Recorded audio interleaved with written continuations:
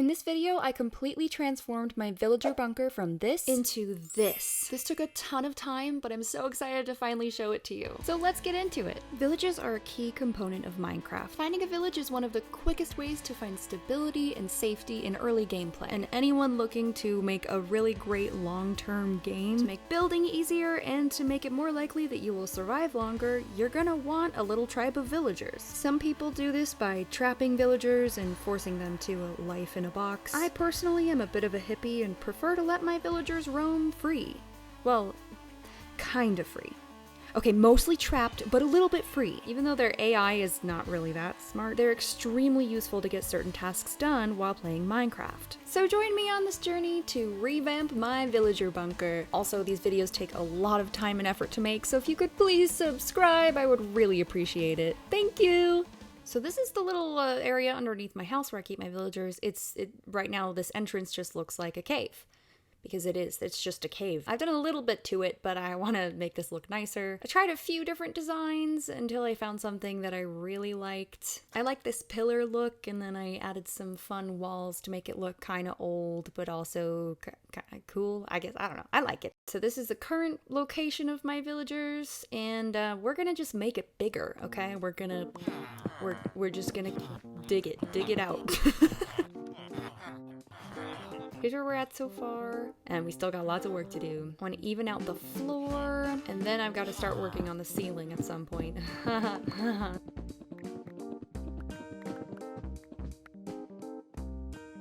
Oh look, that guy, his bed got taken by a baby. It's kind of funny.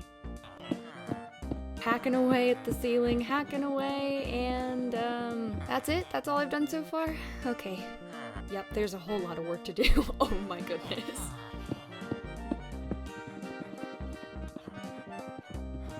Pretty good. Not quite there though.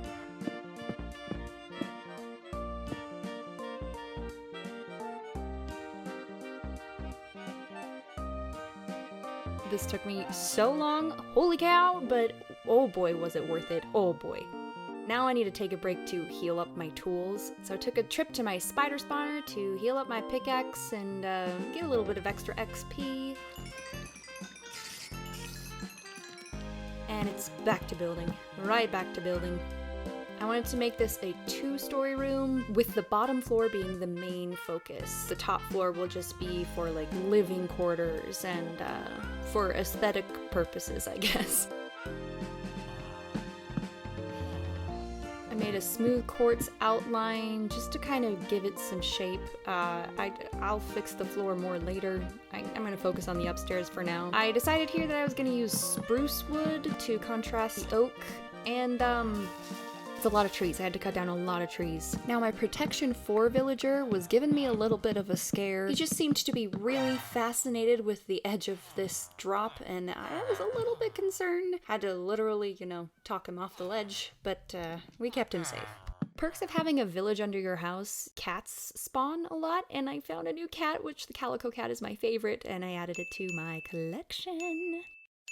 Yay! I came up with a design for this side wall that I really like. I knew that I really wanted it to have sort of a medieval look, and I wanted to give each of the doorways an arch that's built into the wall. It took a lot of trial and error to figure out how to make this design, but I think it was definitely worth the effort.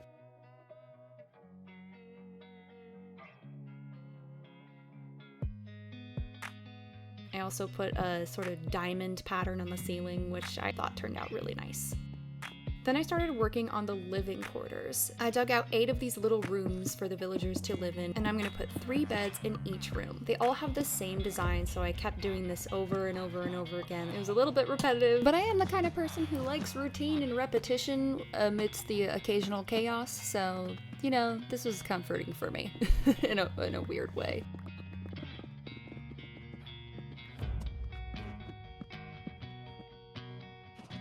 Excuse me, sorry about that. It's moving day. Sorry, it's gonna be a rough night's sleep for you. I stole the villagers' beds and dyed them all red because I think it looks nice, and this was the final result of all of the bedrooms. Wow. Also, the villagers were having issues with the doors. Now, I put the doors on backwards intentionally because I thought it looked cool to have them pop out of the wall a little bit, but the villagers could not handle that. So I had to redo it and make them normal. Oh well. Also, this carpet, they were too dumb to walk over the carpet, and they also kept getting stuck underneath the lamps. So eventually that design is also going to have to change. I remodeled this entrance area again because I wanted it to better match the rest of the build, you know, kind of a better transition into the villager area. I'm not quite finished with the upper floor yet, but I do need to start prepping for the bottom floor. I want to get some copper oxidized for this design I have in mind, so I'm gonna just leave it here for the time being, and until that copper is all ready, the floor is just gonna look like this for a little bit, but I promise it'll look better at some point. The villagers were having a hard time getting to their beds with just the one staircase because, like I said, did I mention they're kind of dumb? Yeah, so I built a double staircase in the middle to help them get to the far rooms. Actually worked really well, and I think it looks super nice, so I'm glad I ended up doing that.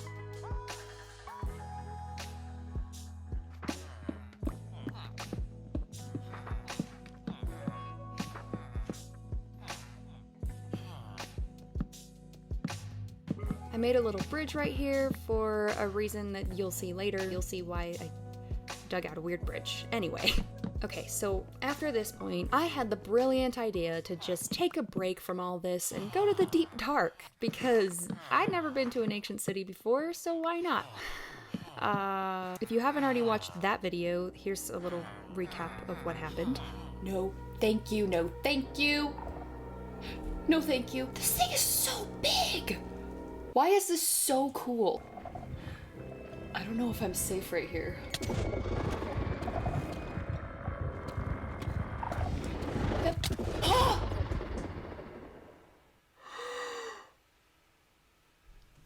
Yeah, the deep dark did not go well. My items literally disintegrated in front of me, which was not cool, Warden, not cool. I was a little bit depressed after that. I had to start from scratch when it came to all my tools and armor, unfortunately. I had spent so much time building them before, so I adopted a few more cats, and that made me feel really happy. Anyway, I also tried to entertain myself by seeing how much XP I can get in one sitting. It's pretty satisfying if you ask me.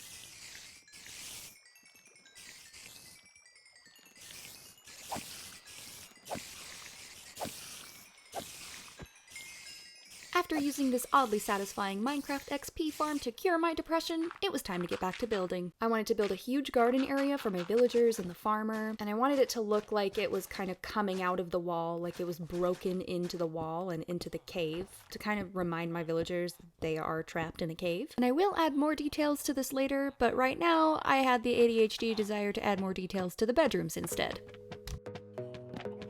And then it was on to the floor. I had to enchant to get a faster pickaxe because digging out the floor was taking way too long. Copper was fully oxidized, and it was time to do the floor design. I actually really like this floor design. I spent a ton of time trying to find a gradient that looked nice, and I thought it would look cool to have this pattern coming off of the lights, almost as if the light is fading away. This was one of those make a Minecraft gradient at 3 a.m. thing because you can't sleep, you know? I then built a 2-story bookshelf at the back. This is why I made that little bridge thing earlier. See, I told you you'd see later. I spent a lot of time making sure it was situated just right so that I could add some cool decorations to it later. I also started to add bookshelves to the side walls because this build is first and foremost a library.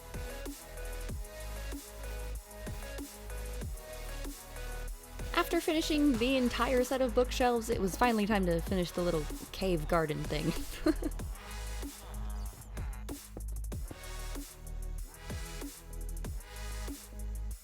So I've done the upper floor and I've worked on the ground floor, but now it's time to work on the ceiling. Yeah, I'm not done.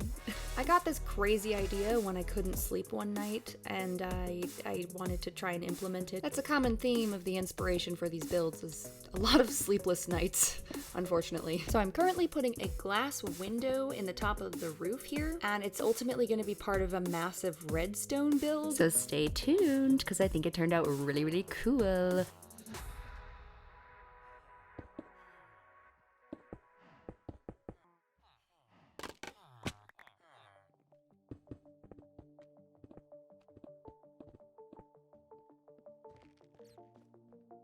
To begin work on this redstone build, I first had to enchant a new shovel because there was lots of digging coming my way.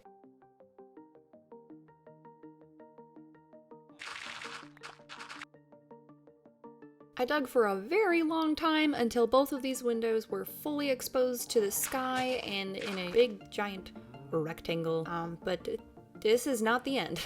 I then needed to find some blue dye and I went on a big long hunt, like seriously so long, and I didn't find any blue flowers, but then I remembered you can use lapis to get blue dye, so I just did that instead. I made some light blue concrete because I wanted this build to look like it was exposed to the sky, even though, spoiler alert, it won't be.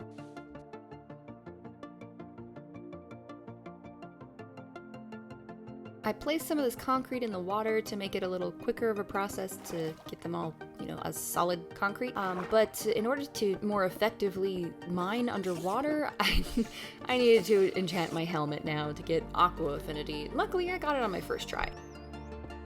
Ah, this is so efficient. So efficient.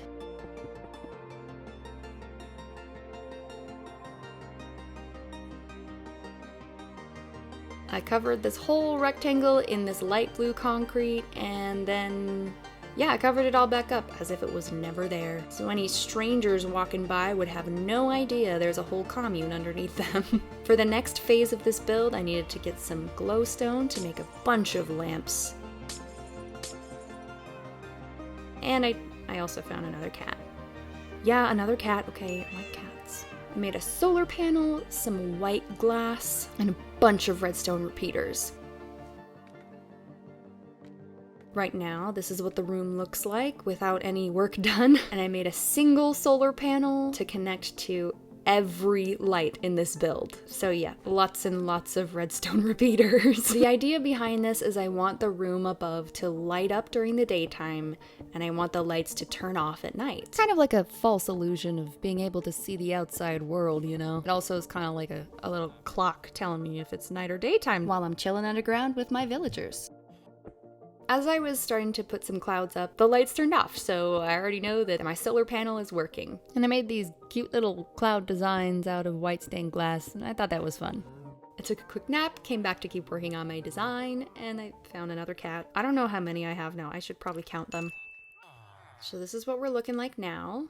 During the daytime, we've got a little bit of a blue sky with some clouds, but that's not the only plan I have for the daytime. Now it was time to light up the rest of the building. I went to the cave on the outside of my build and found the lights from the other side, and I dug up to where my little sky room is. I made this redstone path all the way down to the lights, and then used repeaters and more redstone to keep this single redstone trail going to connect to every single light in this building. Now for the nighttime design, I wanted to use soul lanterns to light up the area with a little blue hue to kind of give the illusion of starlight or moonlight. And I placed these lanterns in the upper room at varying heights to make them look like floating stars. Then replaced all the torches inside with soul lanterns to be safe from monsters, but to still look different from the daytime.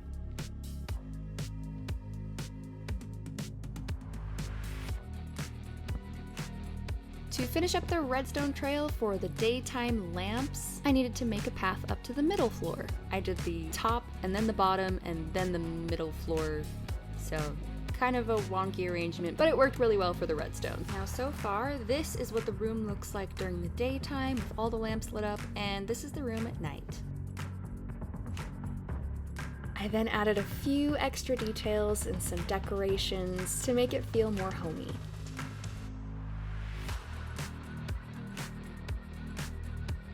I really struggled to find a design to display my dragon and dragon egg, but I figured it out eventually. And finally, the grand central artwork of this room is going to be this chandelier. After I finish the chandelier, you can see the full effect when it switches from night to day.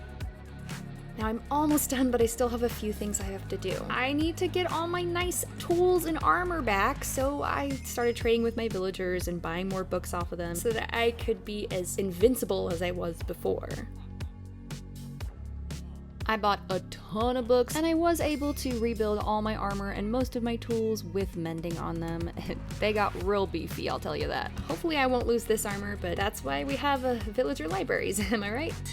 During this whole journey, my little villager bunker has been transformed from this, to this, to this, to this. It turned out so much better than I thought it would, and I'm really proud of this work. Thank you so much for watching to the end. I really appreciate your support. Let me know what you think of the build. Also, don't forget to like and subscribe. I'm trying to get to 1,000 subscribers by the end of the year, which a few months ago I did not think was possible. But I would love to have you as part of my initial 1,000 subs. Anyway, see you next time.